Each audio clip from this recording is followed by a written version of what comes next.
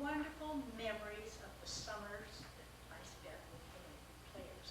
Going down with a good friend and lying on a dock in the sunshine on Steilacoom Lake and practicing our parts every day.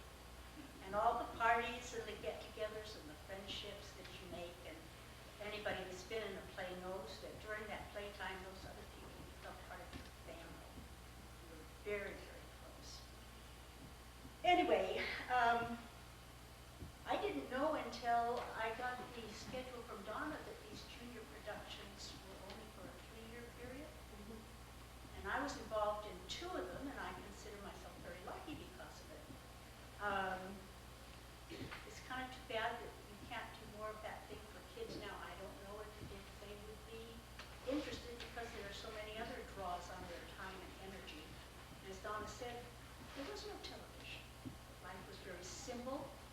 And things like this were maybe appreciated more by young people, but it was a wonderful time, and I'm sorry that more kids can't be involved in it.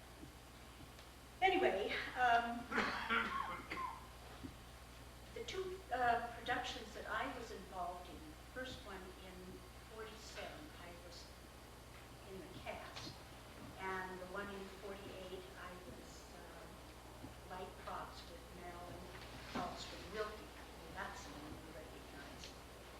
And I had just, for the first play, I had just finished 10th grade.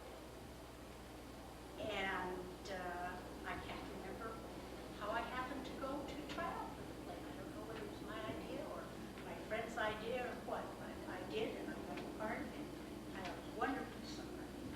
The same 2 plays that I was in, Donna was connected with. In the first play in 47, she was one of the characters, and she also did publicity. And in the next one, the one that you were talking about, A Wonderful Life, What a Life, she was the director. So she really had a lot of different experiences. After a number of hours in my attic, last week, I came up with all my souvenirs from the play that I was in. We had 3 newspapers at the time: Lakewood Log, our local paper, the Tacoma News Tribune, and the Tacoma Times. So we got a lot of press.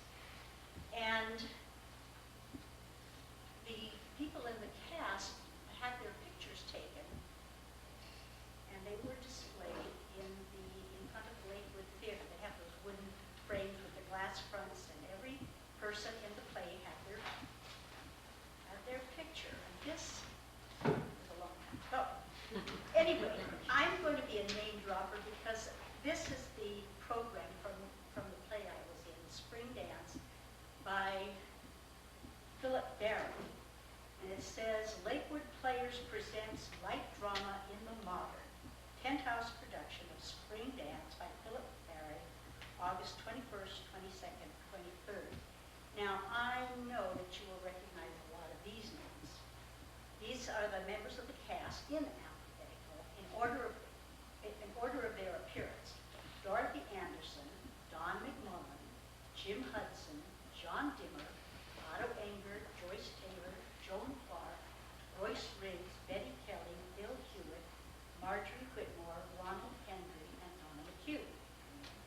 And the production staff, the production manager was Bill Legacy. Heavy properties, Bob Schmidt and Paul Wagley. Light properties, Diane Kibler. Makeup, Bob Schmidt and Mrs. Ralph Harley. Lights and sound, Paul Wagley.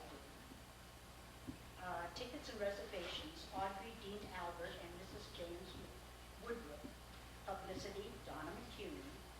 Costumes, Mrs. L.P. Stevens. Posters and programs, Mrs. N. Earl Davison. House manager, Richard W. Baker.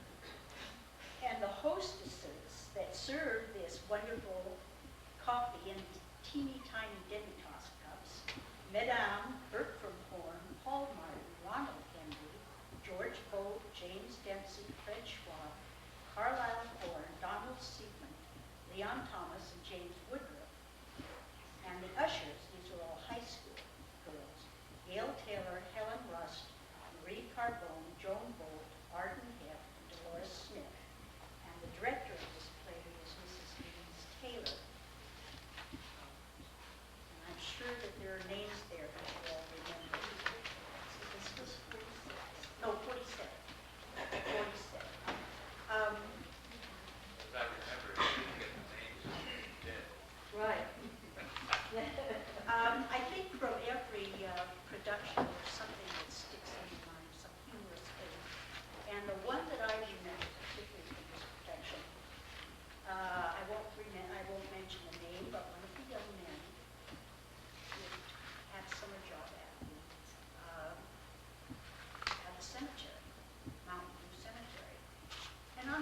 night for our final production, at the end when the young men were coming to pick up their dates from the dances, or for the dance that they were having in this particular play, in he comes and presents me with a bouquet of fresh flowers. I asked no questions.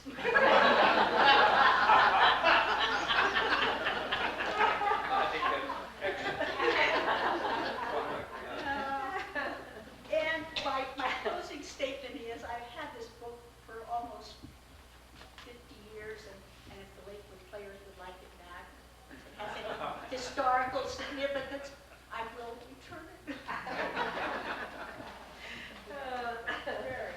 Well, I tell you, Margie, as it was done in those days, every time you performed, and particularly the first night, you did get flowers. So.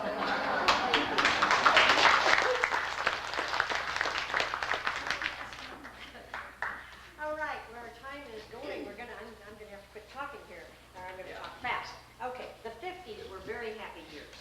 It was after the war, and everyone was in a happy mood.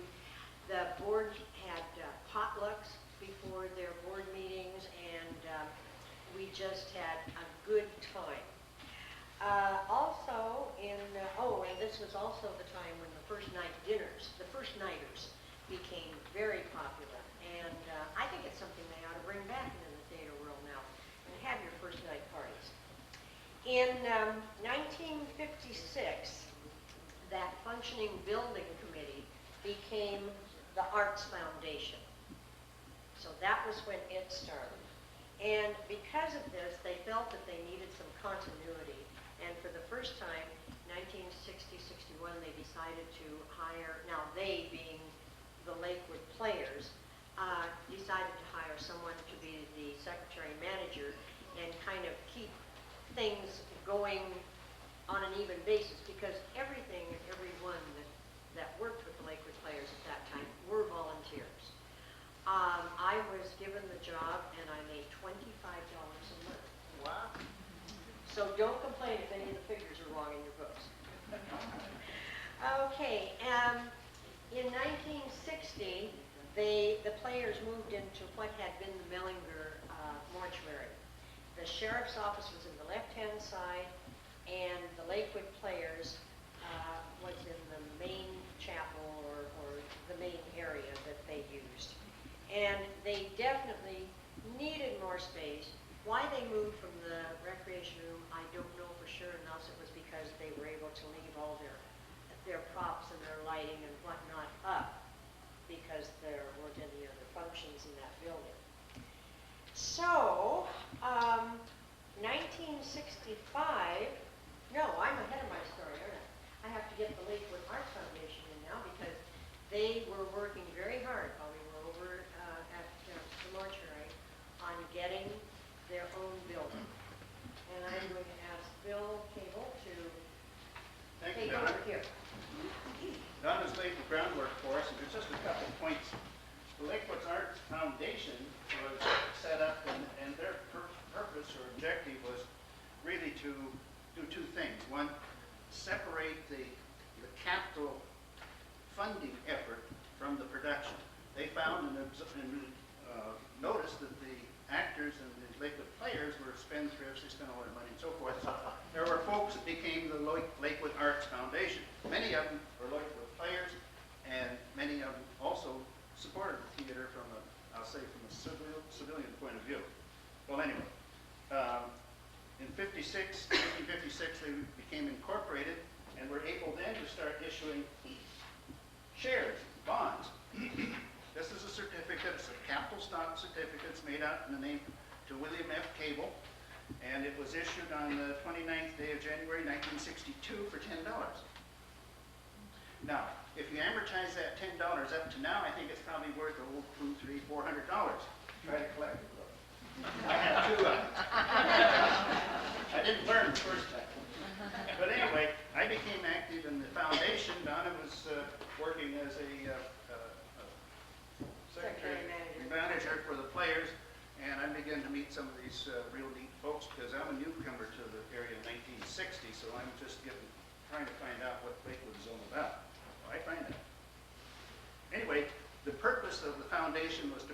provide a home for a live theater. Okay, and it was mentioned they went into the old mortuary that's located over here where Walgreens drugstore is now. And they, let's see, what else did they do? I'm going to speed things up here. They had bake sales, raffles, trying to earn money selling these stock certificates. They have 5,000 of them. They sell for $10 a piece. I have number 55 and number 101, which is probably the last one. So they didn't make much money on it. Anyway, as we move along. They also had Gracie Hanson. Oh yes, in 1963, Gracie Hanson. From the Seattle World's Fair. The little risque lady.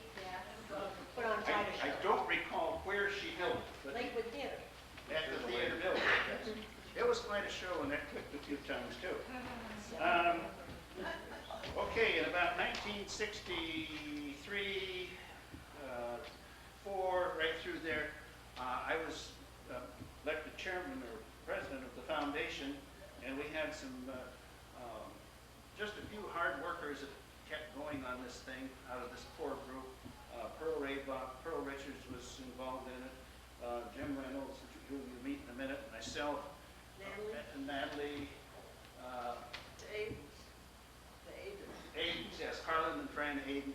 And many of these folks were both on the stage and supporting in this manner. Anyway, moving on.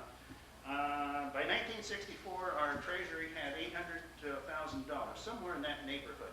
That's from the sale of stock, and it's been going on now for 15 years, so they haven't made up too much money, but they've had to bail out the players from time to time.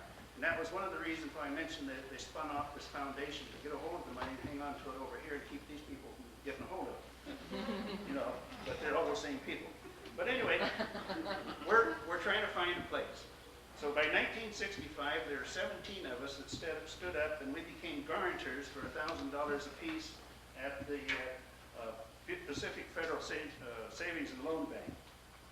Now, there are a few of them here tonight. Sam and Natalie Brown, and Jim Reynolds, the Cables.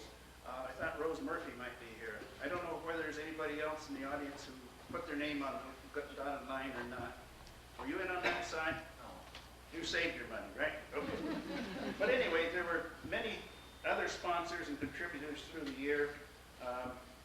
Don has named a lot of them. I'm going to move on and on and on. But tonight I want you to hear from the one Lakewood Arts Foundation individual who, to me, did more than anyone else to put Lakewood players into a house, a permanent house, this one.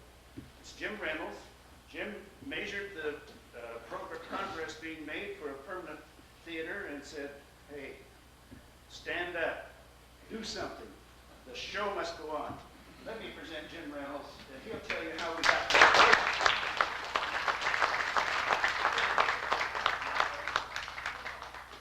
We'll see how it goes. You need these for notes? If I needed a note, never mind.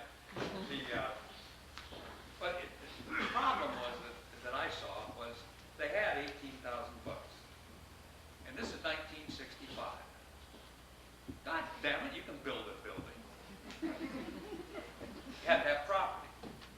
Well, we had this mall, and so I conned Jimmy, make this long story very short, I conned Jimmy Zarelli into distributing this particular acreage that the building is on. And then